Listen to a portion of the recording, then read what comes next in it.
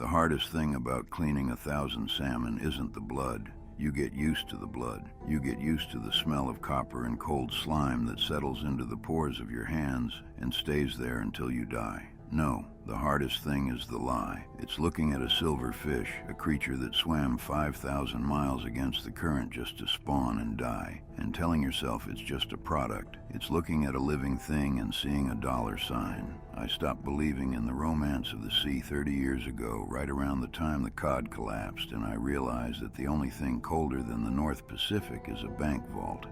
My name is Frank Keller. They used to call me the Butcher back in Prince Rupert, not because I was violent, but because I could dress a Chinook salmon in 12 seconds flat without wasting an ounce of meat. I was a highliner, a top producer, a captain who knew where the fish were when the ocean was empty. Now I'm just an old man with a bad back and a confession to make. I'm recording this because I'm done. I sold my boat for scrap yesterday. I watched 40 years of my life get towed across the gray water of the Hecate Strait, and I did not feel a thing except relief. You are listening to this because you want to know about the monster. You want to know if the stories about the Sasquatch, the shadow giants that walk the tide flats, are real. You want to know if the legends of the swimming wolves and the river guardians are just camp stories to scare tourists. I'm here to tell you that they are real. I'm here to tell you that Bigfoot isn't just a monkey hiding in the bushes. He is an apex predator who understands the ocean better than we do. I know this because I went to war with one over a net full of chum salmon. I looked him in the eye while he stood waist deep in a freezing river, and I saw an intelligence that terrified me more than any storm I ever rode out. This isn't a story about a sighting. This is a story about a trespass. I broke the rules of the river, and the landlord came to collect the rent. To understand why I was out there, standing on the deck of a sinking boat in the middle of the night staring at a monster, you have to understand the desperation. The commercial fishing industry in British Columbia is a dying animal. The quotas are shrinking, the fuel prices are rising, and the government shuts down the openings before you can even pay for your ice. By the autumn of 2019, I was underwater on my loans. My boat, the Iron Lung, was a 40-foot gill netter that had seen better decades. She was rusted, leaking oil, and smelled like diesel and despair. Her engine was a Detroit diesel that chugged like a smoker with bronchitis, and her hull was patched with more fiberglass than original wood. I needed a score.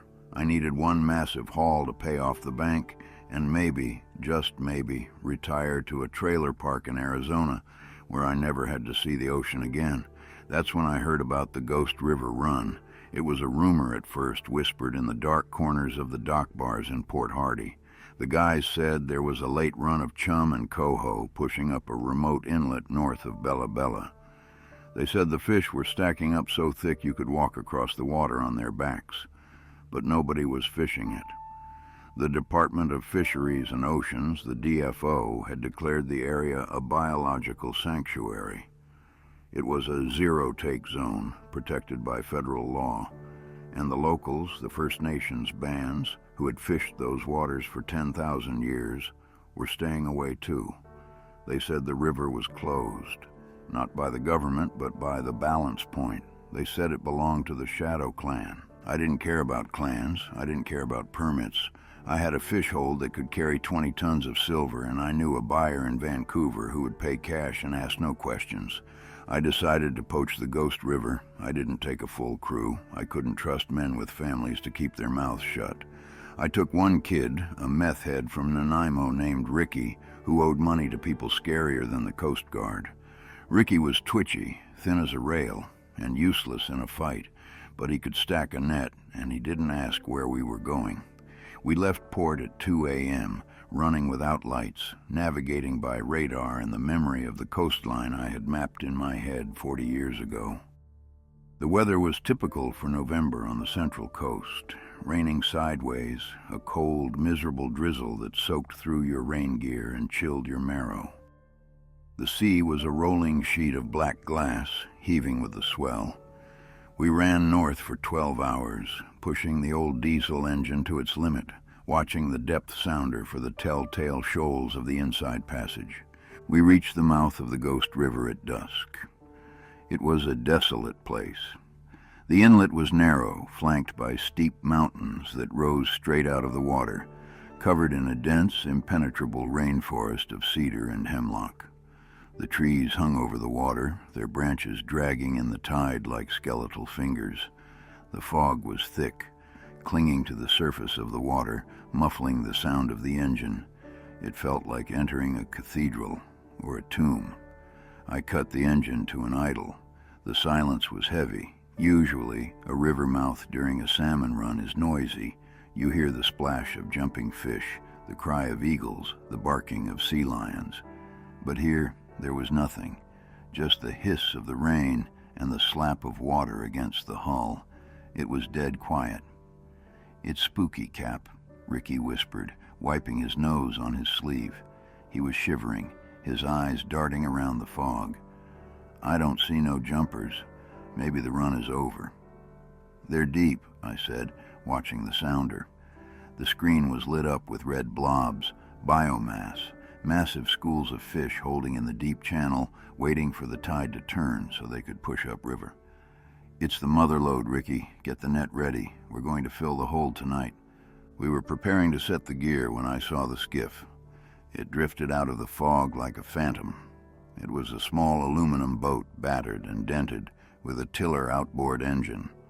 An old man was sitting in the stern wearing a yellow slicker and a woven cedar bark hat. He wasn't DFO, he was First Nations, probably Heiltsuk or Heisla. He pulled up alongside us, his engine putting softly. He didn't look angry. He looked disappointed. I recognized him. His name was Thomas. I had bought crab from him years ago. He was an elder, a watchman for the Coastal Guardian program. "Frank Keller," he said, his voice raspy and deep, carrying over the water. "I smelled your diesel 3 miles out." "Thomas," I nodded, keeping my hand near the throttle. "Just passing through. Engine trouble. Checking the filters."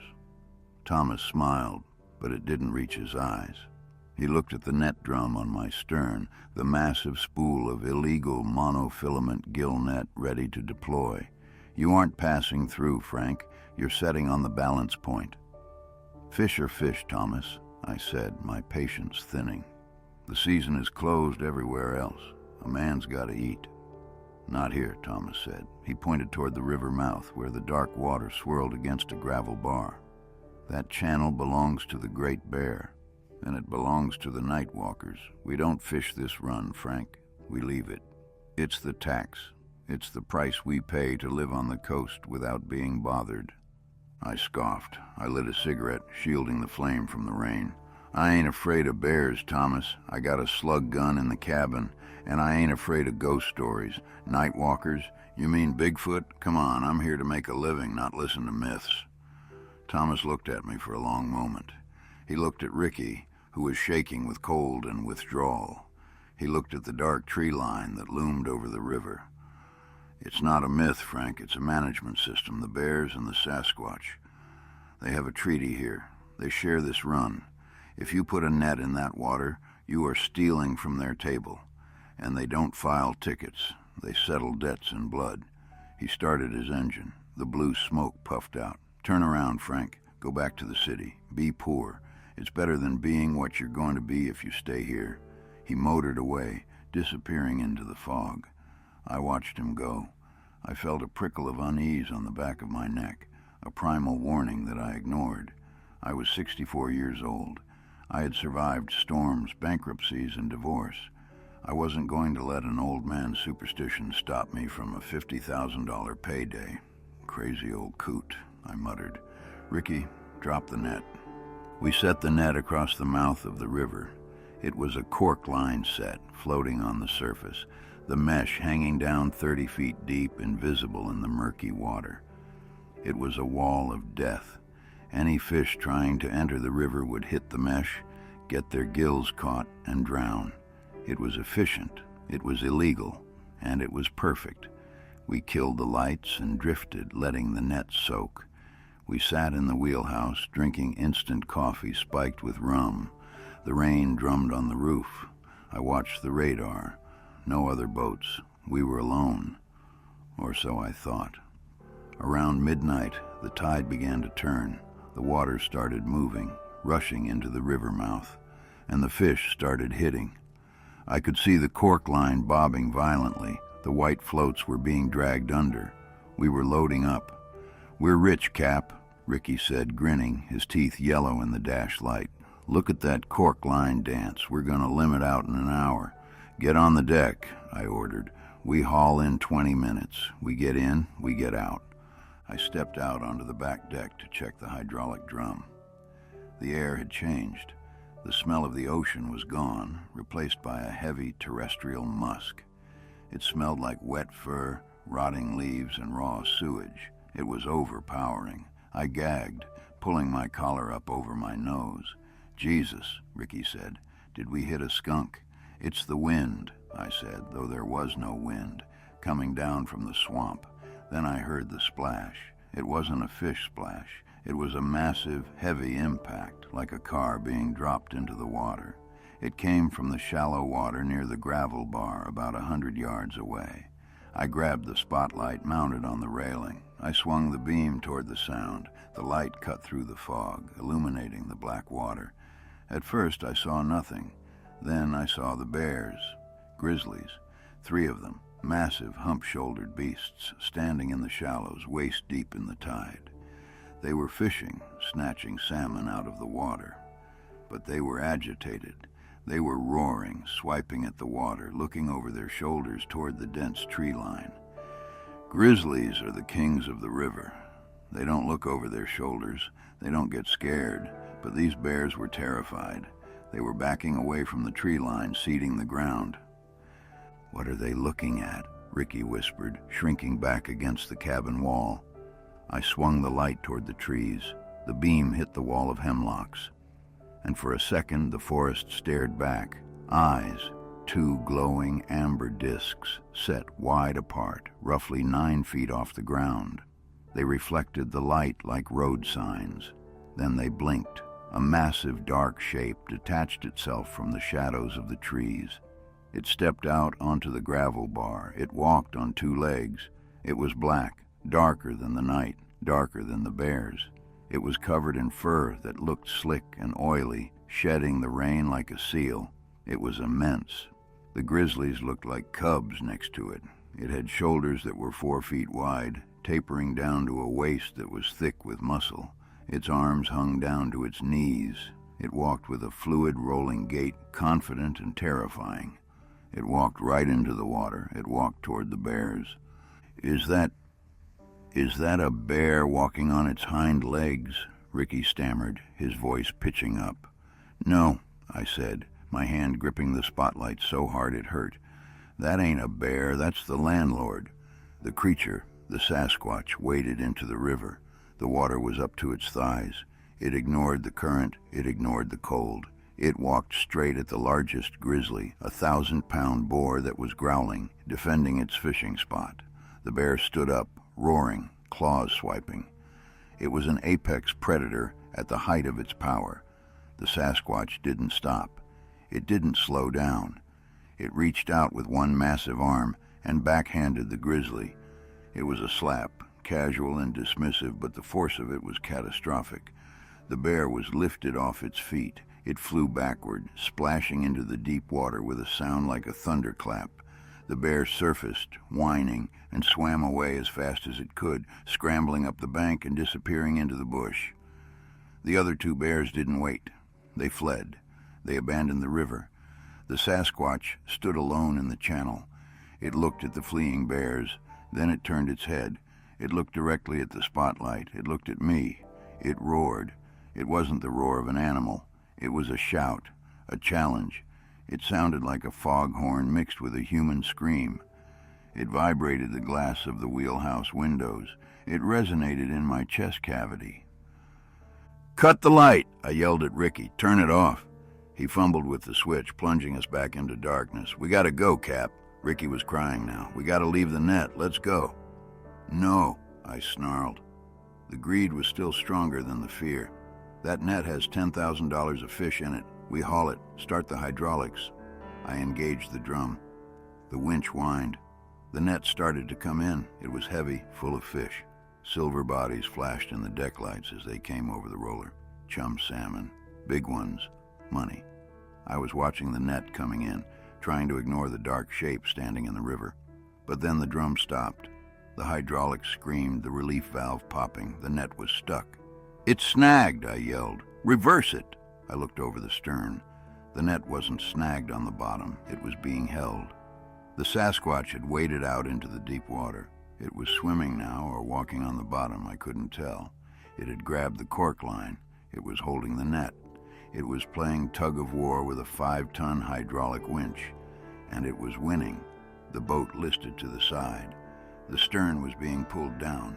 Water washed over the deck, soaking my boots. "He's gonna sink us," Ricky screamed. "Cut it, cut the line." I grabbed a machete from the cleaning table. I ran to the stern. I looked down into the water. The creature was right there, 10 feet away, holding the net. Its head was above the water. Its eyes were locked on mine. It wasn't struggling. It was anchored. It looked at me with a cold reptilian intelligence. It wasn't just an animal defending territory. It was an enforcer. It gave the net a yank. The boat groaned. Steel bolts popped from the gunwale. It was telling me to let go. I raised the machete. I slashed the lead line, then the cork line. The tension released with a sound like a whip crack. The boat surged forward, free of the weight. The net and the $10,000 of fish disappeared into the dark water. The creature didn't chase us. It stayed there, treading water in the freezing tide, watching us drift away. I ran to the wheelhouse and slammed the throttle forward. "Get us out of here," I yelled. We motored out of the river mouth, back into the safety of the deep inlet. I didn't look back until we were a mile out. When I finally slowed down, my hands were shaking so bad I couldn't light a cigarette. I thought it was over. I thought we had escaped. I was wrong. We hadn't escaped. We had just been evicted. And now, we were out in the open water, in the dark, with a creature that could swim faster than a bear and had a grudge. And we still had a long night ahead of us. I thought getting out of the river mouth would be the end of it. I thought that the landlord had made his point, took my net, slapped a grizzly around, and sent the poachers running home with their tails between their legs. But as I steered the iron lung deeper into the inlet, trying to find a cove to anchor for the night, I realized the night was far from over. The fog had lifted slightly, replaced by a cold, steady rain that pattered against the wheelhouse glass like buckshot. Ricky was curled up on the bench seat, shivering, his eyes wide and pinned. He was coming down hard, and the terror of what he had seen was mixing with the withdrawal to create a cocktail of pure paranoia. "It's following us," Ricky whispered, his voice cracking. "Cap, I can hear it. It's swimming." "Shut up, Ricky," I snapped, my hands white-knuckled on the wheel. "Bigfoot don't swim. It's a land animal. We're in 40 fathoms of water. We're safe." But I was lying. I knew I was lying. Thomas, the old watchman, had called them night walkers, but the locals up in Haida Gwaii had another name for them: gagwool, the swimming wolves, the ones who hunt in the kelp. I checked the radar. The screen was awash of green clutter from the rain, but there was a blip, a solid intermittent return following about 200 yards off our stern. It wasn't a boat. It didn't have a running light signature. It was low in the water, surfacing and submerging. "Maybe it's a seal," I muttered, trying to convince myself. "Or a log." Then the boat shuddered. It wasn't a collision. It was a drag. The stern pulled down sharply, causing the bow to rise. The engine RPMs dropped as the prop bit into resistance. It felt like we had snagged a deadhead, a waterlogged tree floating vertically. I throttled down, shifting into neutral to avoid stripping the gears. The boat settled into the trough of a swell. "Go look," I ordered Ricky. "No way, man." Ricky shook his head, backing into the corner. "I ain't going out there. You saw its hands. You saw what it did to the bear." I said, "Go look." I grabbed the flare gun from the emergency kit and shoved it into my belt. I wasn't going to shoot Ricky, but I needed the weight of a weapon. If the prop is fouled, we're dead in the water. And if we're dead in the water, we're sitting ducks. Go." Ricky scrambled out the door, slipping on the wet deck. I watched him through the rear window. He crept to the stern, shining a flashlight into the wash. He leaned over the gunwale. Then he screamed. It was a high, thin sound that was cut short as he scrambled backward, crab walking across the deck away from the stern. He burst back into the wheelhouse, slamming the door and locking it. "It's him!" Ricky yelled. "He's on the swim step. He's holding the rudder." I grabbed the flare gun and kicked the door open. I stepped out onto the deck. The rain was blinding. I raised the flare gun and fired a round into the air. The magnesium shell ignited with a blinding red hiss, hanging in the sky and casting a blood-colored light over the black water. There, clinging to the swim step, the metal platform bolted to the stern for diving, was the creature. He was halfway out of the water. His massive hands were gripped around the steel railing. His wet fur was slicked back, revealing the terrifying contours of his skull. His eyes were reflecting the red flare light, burning like coals. He wasn't attacking. He was hitching a ride. He was using his weight to steer the boat. He looked at me. He roared again, that same foghorn blast. Then he pointed. He took one hand off the rail and pointed toward the shore, toward a small, rocky island about half a mile to the west. It was a jagged, inhospitable pile of granite called Dead Man's Rock. It had no trees, no shelter, just bird guano and slick shale. He wants us to land, I realized. He's hurting us again. "Shoot him!" Ricky screamed from inside the cabin. "Shoot him in the face!" I aimed the flare gun. I had one shell left. If I missed, or if the fire just made him angry, he could climb over that rail in 2 seconds. He could tear the cabin apart. He could kill us both before we could start the engine. But he wasn't climbing, he was waiting. He pointed to the island again. Then he let go of the rail with one hand and slapped the water. Splash. A warning. Turn the boat. I lowered the gun. I went back into the wheelhouse. I spun the wheel hard to port. "What are you doing?" Ricky cried. "I'm doing what he says," I growled. "He's not trying to sink us. If he wanted to sink us, he would have ripped the rudder off. He wants us on that rock." We motored toward Dead Man's Rock. The creature stayed on the stern, his weight acting as a sea anchor, keeping us slow. As we approached the island, I saw why he wanted us there. The island wasn't empty. In the red dying light of the flare, I saw movement on the rocks, not animals, people. There was a boat washed up on the shale, a modern, sleek fiberglass pleasure cruiser, maybe 40 feet long. It was wrecked, its hull smashed open on the reefs, and huddled on the high ground, shivering in the rain, were 3 figures. Survivors. 2 adults and a child. They were waving at us. They were screaming for help. My stomach dropped. This wasn't a punishment. This was a rescue mission. The creature hadn't cut my net just to save the fish. He had cut my net to force me to leave the river. He had herded me here because I was the only boat in the inlet. "He's using us," I whispered. "He's using us as a damn ambulance." I brought the iron lung in as close as I dared. The swell was surging against the rocks. "Ricky, get the ladder," I yelled. "We got survivors." Ricky looked at the island, then at the stern. The creature was gone. He had slipped back into the water the moment we were close enough to see the wreck. He had delivered us and vanished. We spent the next hour getting the family off the rocks. It was a nightmare. The father had a broken leg. The mother was hypothermic. The kid, a girl maybe 10 years old, was in shock. We hauled them onto the deck, wrapped them in blankets, and got them into the cabin. They told us they had hit a deadhead log 2 days ago. Their radio was dead. They had been waiting to die. "We saw something," the little girl said, shivering under a wool blanket, holding a cup of hot cocoa I had made. "Before you came, in the water, a big man. He was swimming. He pushed the boat." I looked at the father. "She's delirious," he said, rubbing his leg. "It was seals, or a log." "No," the girl insisted. "It was a hairy man. He pushed us onto the rocks so we wouldn't sink. He saved us." I looked out the window at the dark water. The girl was right. The creature hadn't just saved the salmon. He had saved them. And then he had gone to find a boat to finish the job. He was managing his territory. He was keeping his river clean of bodies. We motored back toward Port Hardy. The sun came up as we entered the harbor, painting the mountains in shades of gray and gold. The rain had stopped. I dropped the family off at the Coast Guard station.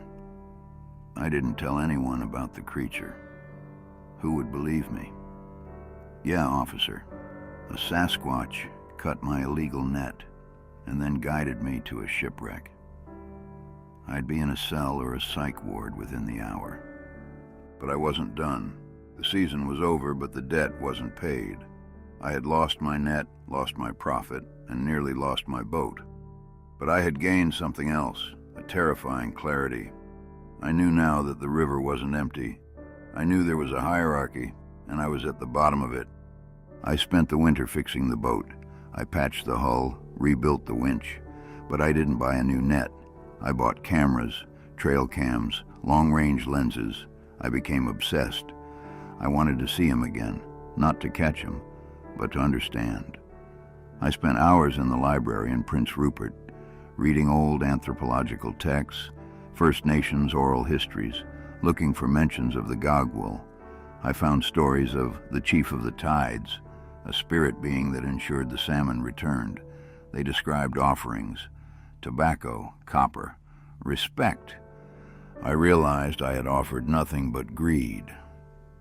In the spring of 2020, I went back, not to fish, to watch.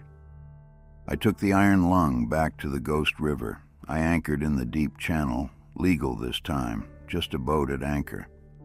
I sat on the deck for 3 nights watching the tree line. On the 4th night he came. He didn't roar. He didn't throw rocks. He stepped out of the trees at low tide. He walked onto the gravel bar. He stood there, 9 feet of shadow against the moonlit water. He watched me. I walked to the rail. I held up a fish, a large Chinook I had bought at the market, a peace offering. I threw it into the water toward the bar. He waded out. He picked up the fish. He bit the head off in one crunch. He looked at me. He nodded. A slow, regal dip of the chin. Then he turned and walked back into the woods. It was a truce, but truces in the wild are fragile things. And while I had made my peace with the landlord, I wasn't the only one who knew about the river. Remember the bears? The ones he slapped around? They were gone. But something worse had moved in. 2 weeks later, I was back in Port Hardy, resupplying. I saw a truck parked at the marina, a black Ford F-350 with a custom camper shell. It had Oregon plates, and on the back window, a decal, Apex Predator Outfitters, guided grizzly hunts. 3 men were loading gear onto a high-speed aluminum jet boat, rifles, scopes, bear bait barrels. I walked closer. I heard them talking. The satellite data's good, one of them said. Massive heat signature in that inlet north of Bella Bella. It's bigger than any grizzly on record. A world record bore. If we bag this thing, the client pays double. They weren't hunting bears. They were hunting a heat signature. They had picked up the Sasquatch on thermal satellite or a drone. They thought it was a monster grizzly. They were going to the Ghost River. They were going to kill the landlord. I felt a cold knot in my stomach. I wasn't a hero. I was a poacher, a failed businessman, a drunk. But I knew one thing. That creature had spared my life. He had spared that family. He was the only thing keeping that river alive. And these rich trophy hunters were going to put a bullet in him for a wall mount. I walked back to my boat. I checked my fuel. I checked my shotgun. I checked the flare gun. I wasn't going to let them do it. I cast off the lines. The Iron Lung chugged out of the harbor chasing the jet boat. They had speed, but I had knowledge. I knew the shortcuts through the islands. I knew the tides. I was going to start a war. A war between a rusty fishing boat and a high-tech kill team. And I was praying that the landlord would be ready when we got there. I pushed the iron lung harder than she had ever been pushed. The Detroit diesel screamed, black smoke pouring from the stack as I cut through the chop of the Queen Charlotte Sound. I knew the shortcuts, the gunk holes and narrow channels between the islands that the guidebooks said were unnavigable. I shaved hours off the trip, but the trophy hunters in their jet boat were fast. They had twin 300 horsepower outboards and a hull made of aerospace aluminum. They were already at the river mouth when I arrived. It was late afternoon. The rain had stopped, leaving a heavy, low ceiling of gray clouds. The air was still. I saw their boat anchored near the gravel bar. It was empty. They were on shore. I scanned the tree line with my binoculars. I saw them. 3 men in high-end camouflage gear carrying heavy rifles with long-range scopes. They were setting up a blind on a rise overlooking the river. They had a clear line of fire to the spot where the Sasquatch fished. They were professionals. They were setting an ambush. I killed my engine and let the current drift me into the estuary. I was about a half-mile out, invisible against the gray water and the fog bank. I went into the cabin and grabbed my shotgun. It was a rusty Remington 870 pump action, loaded with birdshot. Useless against a man at range, and definitely useless against a bear. But I wasn't planning on shooting them. I was planning on making noise. I needed to spook the game. I waited until twilight. The light was fading fast, turning the world into shades of charcoal and steel. I saw movement in the trees near the ambush site, a dark shape. It was him, the landlord. He was coming down to the water. He was moving cautiously, sniffing the air, but the wind was blowing offshore, carrying the scent of the hunters away from him. He didn't know they were there. The lead hunter raised his rifle. I saw the glint of the scope lens. He was taking aim. I didn't hesitate. I grabbed the flare gun. I loaded a red meteor shell. I aimed it high, directly over the ambush site. Thump, hiss! The flare shrieked into the sky, burning with a brilliant, blinding crimson light. It popped right over the hunters' heads, illuminating the entire river mouth in a blood-red glare. "Get out!" I screamed, my voice amplified by the silence of the inlet. "It's a trap!" The hunters jumped. The lead man flinched, his shot going wide. Crack! The bullet hit the water with a spout of spray, missing the Sasquatch by feet.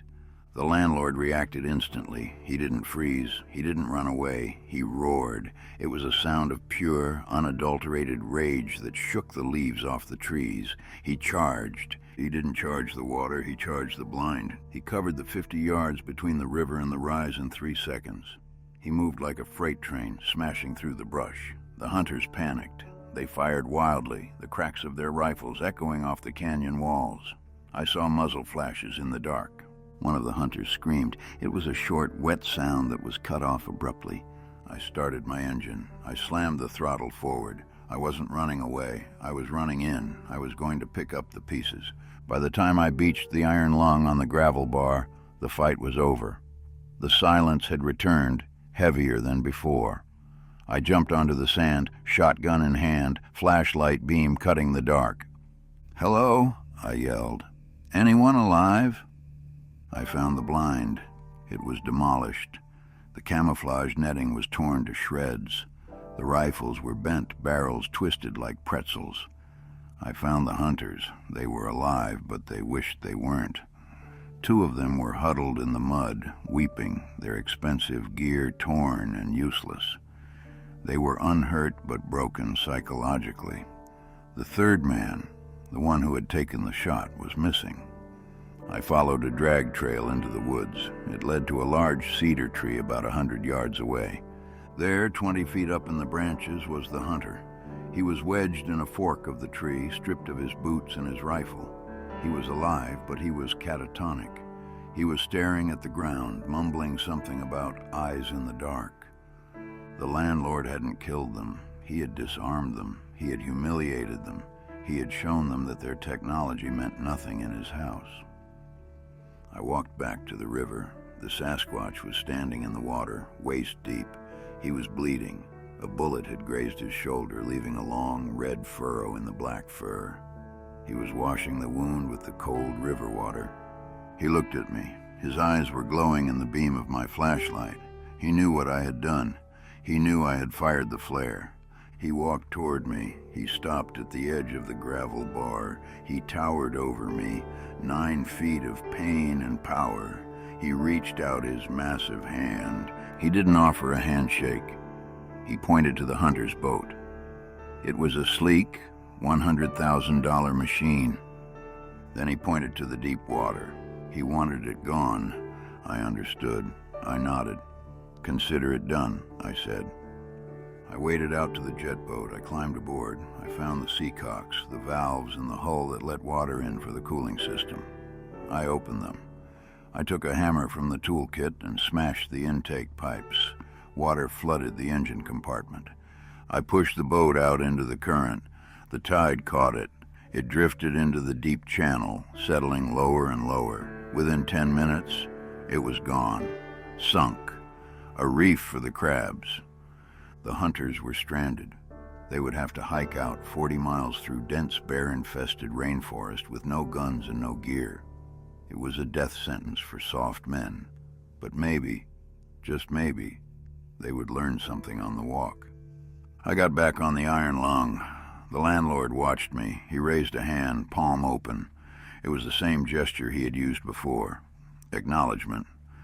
I backed the boat away. I left the river. I left the hunters to their fate. I never went back to the Ghost River. I sold the iron lung a month later for scrap value. I took the money and paid off my debts. I retired. I live in a trailer in Arizona now, just like I planned. It's dry here.